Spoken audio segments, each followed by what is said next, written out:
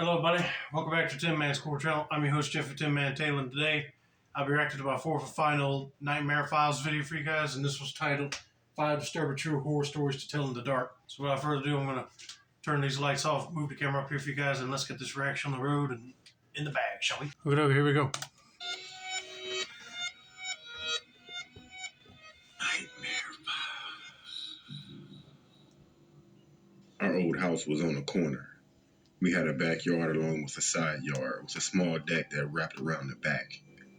The dining room had a patio door that led out to the back, and we would have barbecues and such back there. Okay.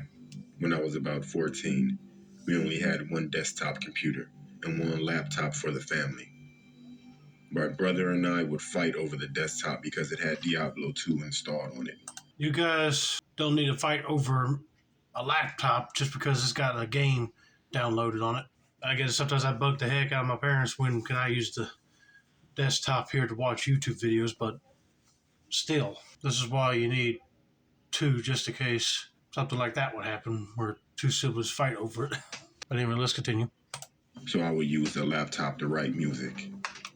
On one particular night, my brother had a friend over and they were downstairs doing whatever, and I was at the dining room table on the laptop. As I was wrapping up in my writing, I didn't pay much attention to my surroundings. I heard a knock on the patio door which startled me. I looked up expecting my brother or his friend, but the basement had a door that led onto the back deck as well, so that's why I thought it was one of them. Standing at the door and waving was a person, wearing a Halloween pig mask. Thinking it was my brother or his friend, I mouthed a good one and gave the person a finger and walked away. Oh, I wouldn't have done that because I know it ain't your brother or cousin. Some strange guy found his way over to your house and he might end up breaking in there since you flipped him off, mouthed out to him. That ain't gonna be good at all. As soon as they left, I went downstairs to give them shit. And to my surprise and dismay, they were both sitting on the couch playing PlayStation. They swore up and down it wasn't either one of them, and there was no way that one of them would have had time to get downstairs and unmask before getting on the couch. To this day, I have no idea who it was that knocked and waved at my door. Well, thank God that person did not decide to break into your house after you gave him a mouthful and flip him off, but I still would have done that. And since you saw your brother and cousin playing PlayStation, then you're right. They wouldn't have been able to go down and take the pig mask off and then play the game on the system. So it was somebody else. Might have been a person playing a joke or might have been a mentally disturbed person. Let's get on to story number 2.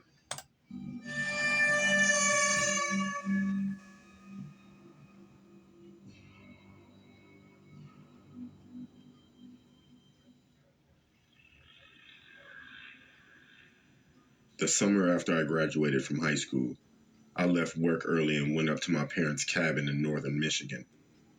I spent that night at the beach watching the sunset. Once the sun went down and it became nearly pitch black, I got to my car and started driving down the highway. Sounds like a nice thing to do, just watch the sunset while at the beach, but I'll be doing the same thing, getting my stuff together and get back in the vehicle and drive before it gets too pitch black. After about 10 seconds of being at speed, there was an older Tahoe, maybe late 90s, that started riding really close to me and flashing its high beams. So I got up to about 60 in a 45, and they were still on my butt. I pulled off to the side of the road that my parents' cabin is off of, and they took the same turn. I thought this seemed weird because there's only about 30 or 40 houses on the road. So I went all the way to the end, which is usually a dead end, but it leads to a maintenance area for the golf course nearby. The truck was still following me. At this point, I was freaking out because if I pulled into the house, they'd know where we lived and they were still following close by. That's a big problem. Probably picked you out at random just to see where you live at and then they wait for you to park and get out of their car and jump you, or wait until you go inside and then probably break in the house to steal something. You never know. Turn around and go somewhere else and see if they continue to follow.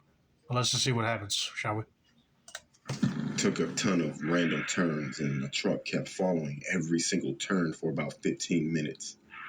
I finally had a chance to make a turn with the traffic going through the intersection that gave me a few seconds of a head start.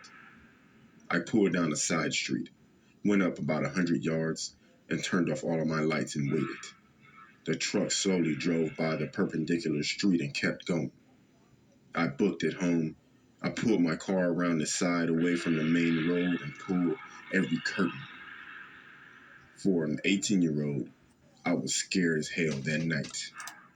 I bet, because I wouldn't want to run in with those people, whoever's driving that car. They seemed dangerous and they wanted to follow you just to see where you lived at. But thankfully, you did the right thing and just turned off a bunch of back roads and then turned your lights off and let them pass and gunned it back home before they just figured out that they lost you. But yeah, if you see somebody following you nonstop all the way to where you live at, just keep going and turn as many back roads as you can, because you don't want some strangers knowing where you live at to break into your house later and steal something from you.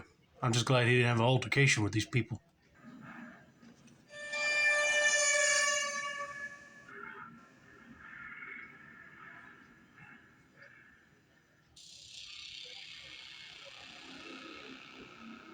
It was New Year's Day in 1995. I was in the middle of my junior year at my college, and a bunch of my friends had come down to visit me and my roommate for the festivities. Okay.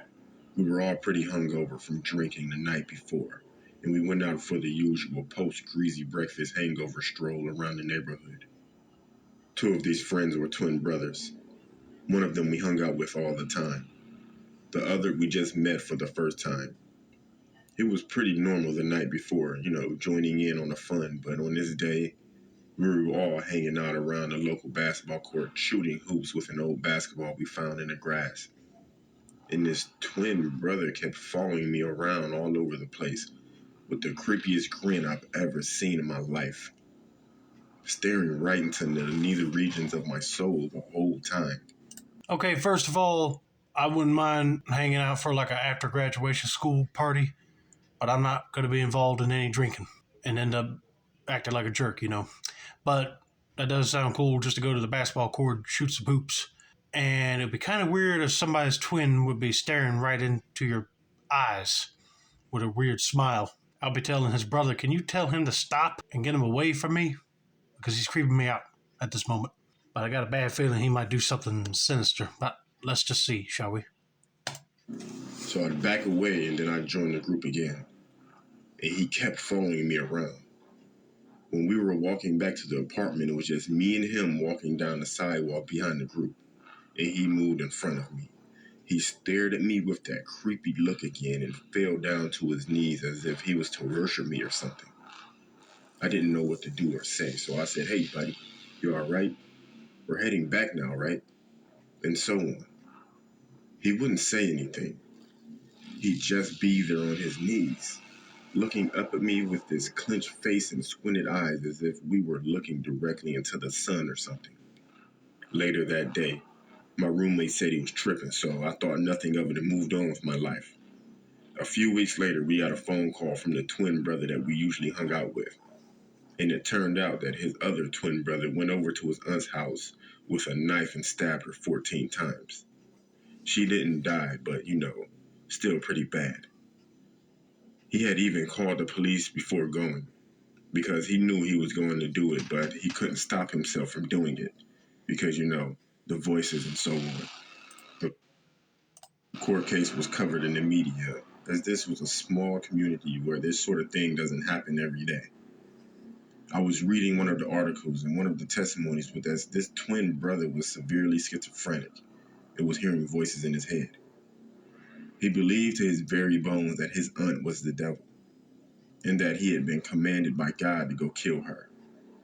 So who was this God that told him to go kill her? Well, as the newspaper article described, it was this guy in the group he hung out with on New Year's Day. It didn't take me long to realize that he was talking about me. This was over 20 years ago.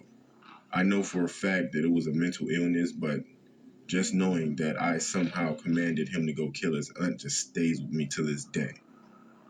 Holy Jolito. I had a feeling that this guy was going to go crazy and insane, but I didn't think he was going to go stab his aunt just because he said he heard voices in his head telling him to do it. I'd be like, if you kept hearing voices, why did you not commit yourself to a mental hospital? I'm surprised the twin brother did not try to calm him down or convince him to get help. And then this wouldn't happen. But it's kind of weird that he took what this guy is telling the story said and described him as being God.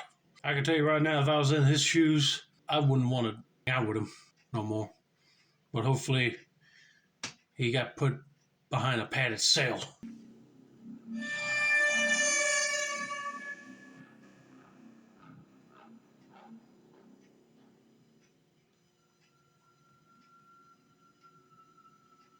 This happened quite a few years ago when I was in college. My friends and I were living on the ground floor of an apartment, and my room was in front of the building, and outside my window was the front garden. My boyfriend and I had literally just got done playing video games. I was tired, so I put my head on the pillow and glanced to my right, which is where the window was. There was a gap between the curtain and the window, and I was met with a pair of eyes watching me. Oh, heck no.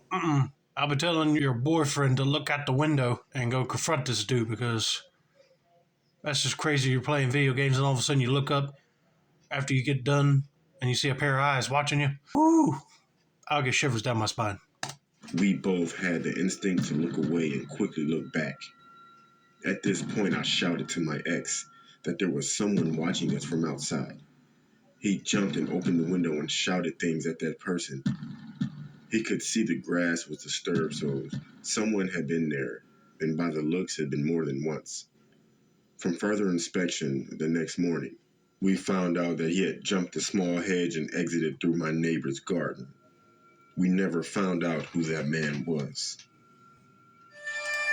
Probably one of them mentally disturbed folks that just wandered around. Or he might have been picking you guys out as potential targets to get rid of, But luckily you saw him and told your boyfriend to yelled at him and then he jumped the fence and got out. And I would have been calling the cops and you give him the description of the guy and see if they could go find him before he ends up in somebody else's yard.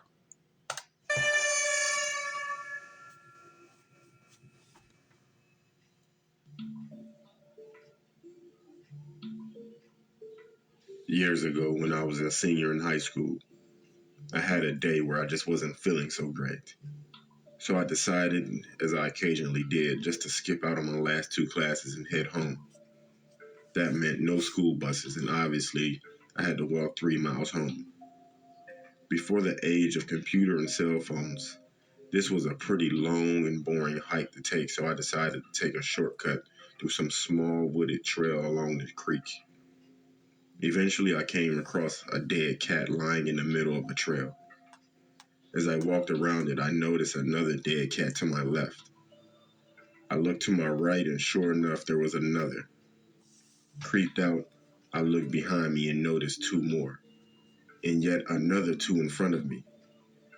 They were all laid out in a giant circle, with one in the middle, almost like half-assed pentagram. I sped up the pace and got the hell out of there. I never took that trail again. Thinking back, a really weird thing is that there was no visible damage to any of the cats. No blood, no cuts, nothing. They were just dead. Okay, I'll be thinking someone or something scared the crap out of them cats and caused them to die of fear. But then if they got like some sort of symbols on them, they were probably used as some satanic rituals. You never know. But that would be scary to see on a trail for either riding your bike or walking on, that's for sure. But anyway, I hope you guys enjoyed this video. Don't forget to like, subscribe, turn on post notifications for more Nightmare Files content like this. This has been another successful installment of the Tin Man Score channel. I'm your host, Jeffrey Tin Man Taylor. I said that's a wrap, and have a nice day, y'all.